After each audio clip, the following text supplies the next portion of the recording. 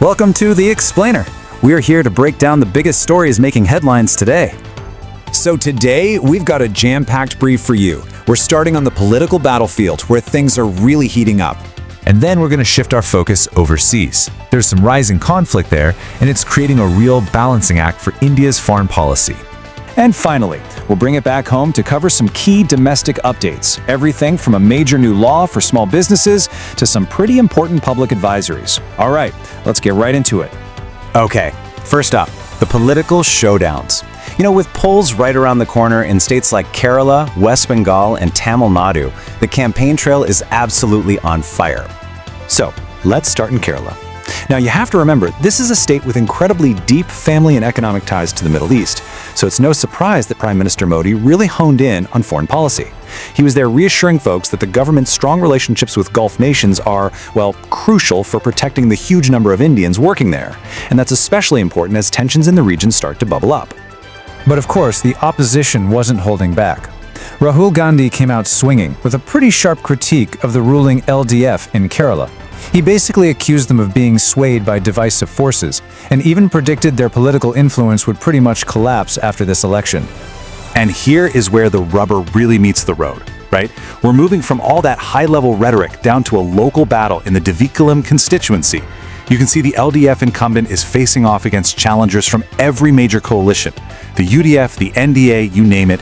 It's just a perfect snapshot of how these big national stories play out in these really intense seat-by-seat fights. And listen, this isn't just happening in Kerala. Over in West Bengal, the big issues are the economy and law and order. That's what everyone's talking about. Then you've got Tamil Nadu, where the BJP is pushing this idea of a dual-engine government. The strategy there is, hey, if you align the state and central governments, development will just happen faster. And, in a really interesting move for transparency, the Election Commission has launched a new platform. This means voters like you can actually go online and check the criminal and educational backgrounds of the candidates. That's a big deal.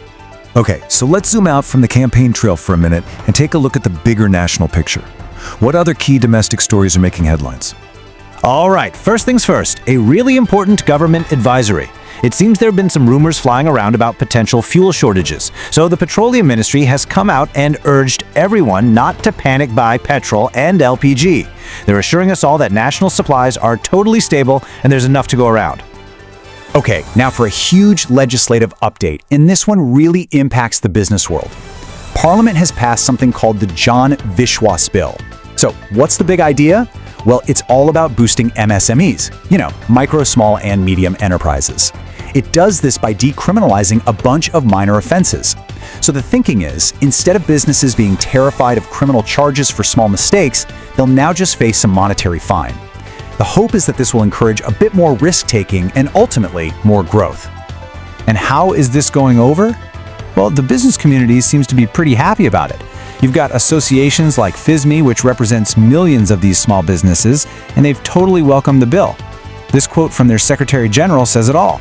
They see it as a massive step in cutting red tape and getting rid of some of the legal headaches that can really hold entrepreneurs back. Now we have to shift gears to some really tragic breaking news.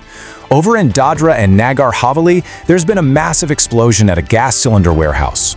Reports are saying it has resulted in 4 fatalities and several injuries. Just a terrible situation, with the blast causing a lot of damage to the area around it.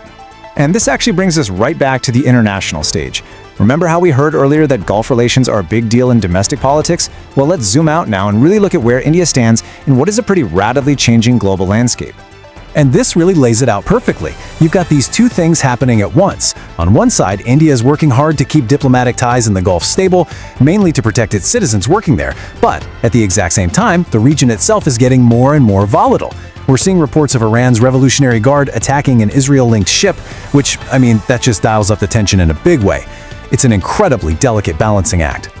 All right, to finish things up, let's round out our briefing with a quick look at a few other things that are shaping daily life across the country.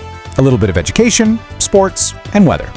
So, on the education front, the Vice President delivered a really powerful message aimed at the country's youth.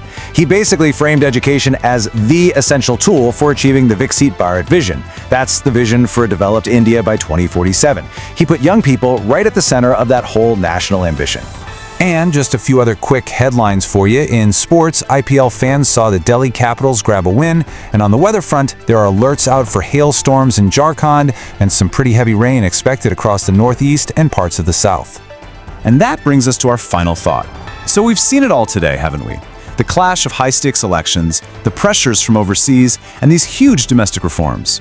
So the question I'll leave you with is this. When you look at all these powerful currents, which one do you think will be the one that truly shapes India's tomorrow?